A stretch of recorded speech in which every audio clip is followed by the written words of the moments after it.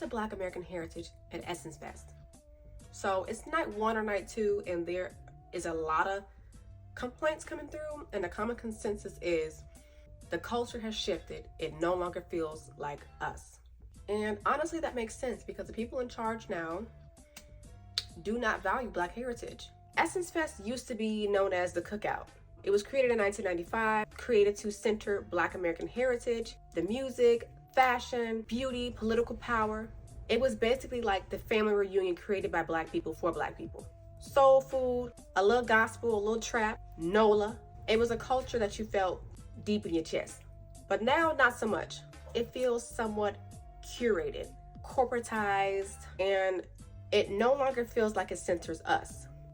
The current CEO of Essence is a former DEI executive for Target. So the very thing that Black Americans are protesting, she was the center of, and now she's the center, well, she's the head, the CEO of Essence. Upon more research, I found out that she is originally from Kenya, and she moved to the US when she was about 10 years old. The point of me bringing that up is she doesn't seem like she values Black American heritage, because if she did care, the festival will still reflect the very people it was built for.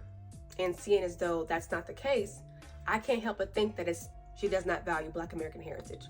Instead, it's become a space that uplifts everyone else aside from Black American heritage.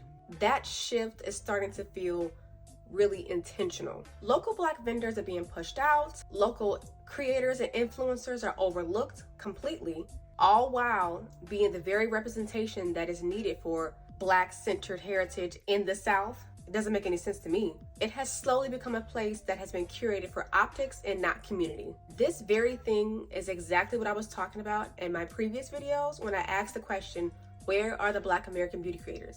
The answer is, we're being pushed out of the very spaces created and centered for us. And not just pushed out of these spaces like Essence Fest, but panels, brand deals, sponsorships, media.